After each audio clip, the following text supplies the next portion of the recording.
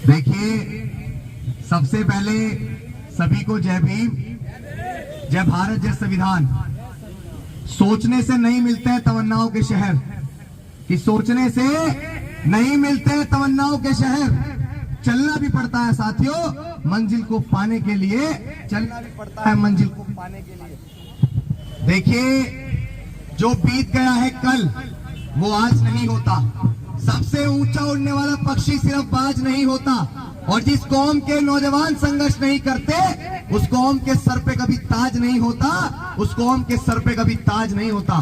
आज नौजवान संघर्ष करने निकले हैं, और अगर आप सबने साथ दिया तो आप यकीन मानिएगा कि हमारे समाज के सर पे ताज भी आएगा, लेकिन उससे पहले हमें संघर्ष करना पड़ेगा। आखिर मेरे जैसे एक छोटे से कार्यकर्ता को, मूवमेंट के एक छोटे से सिपाही को इस मार्च को निकालने की आवश्यकता क्यों पड़ी, ये बात भी आप सभी को जानना पड़ेगा।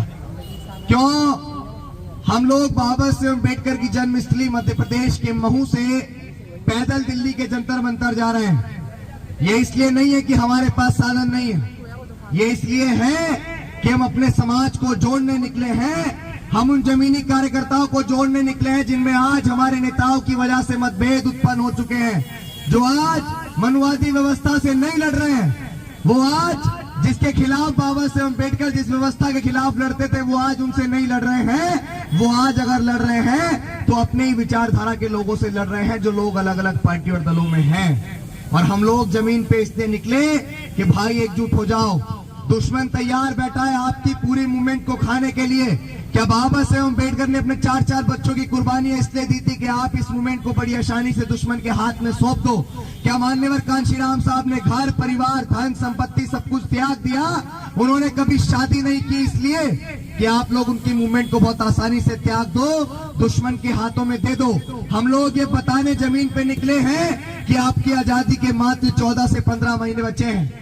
अगर आज भी आप लोग एकजुट नहीं हुए तो मुझे नहीं लगता कि 2024 के इलेक्शन के बाद शायद कभी आपको ये मौका भी मिलेगा कि आप अपने नेताओं को एकजुट कर लें। क्या हम फिर से किसी जितेंद्र मेघवाल का इंतजार कर रहे हैं जिसकी मूंछ रखने पर हत्या कर दी जाती है?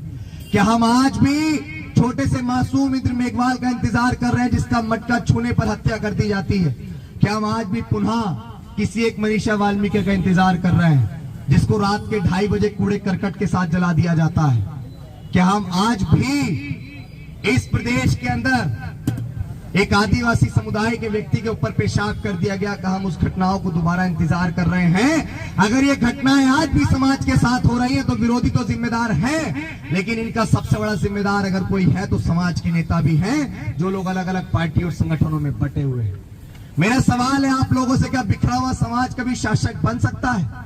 क्या बिखरा हुआ समाज देश की सत्ता में स्थापित हो सकता है? इसी मध्य प्रदेश की धरती जहां से 2003 में इतनी बड़ी क्रांति ने जन्म लिया था, आज वही धरती इस नीले झंडे के नीचे एक विधायक रखने की औकात नहीं रखती है। हम किस मुखालफत में खो रहे हैं, मुझे समझ नहीं आ रहा है। क्या मान्यवर कांशीराम साहब ने जो त्याग किया, वो जो इस मूवमेंट को यहां तक लेके आया, वो इसलिए कि आज हम लोग बिखर जाएं? और आज बड़े गजब की बात देखिए कि मेरे ऐसा नौजवान, जो लोग हमारी इस यात्रा को, हमारे इस संकल्प को रोकने का प्रयास कर रहे हैं, उनसे सिर्फ इतना कहेंगे कि भाई, हमारी आपसे कोई लड़ाई नहीं है, आप तो अपने हो।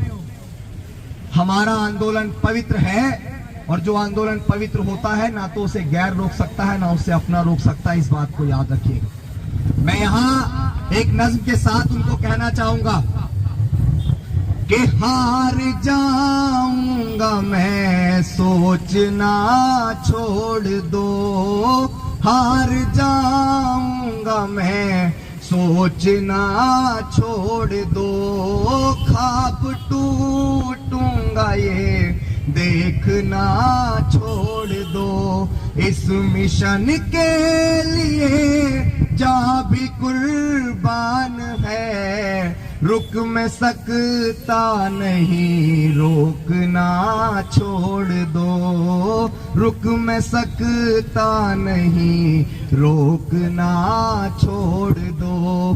कि राह के दरिया का किनारा भी कभी आएगा, कि राह के दरिया का किनारा भी कभी आएगा। वक्त अगर अभी आपका है तो साहब क्या हुआ, संघर्ष कर रहे हैं ना, वक्त तो कभी हमारा भी आएगा, वक्त तो कभी हमारा भी आएगा।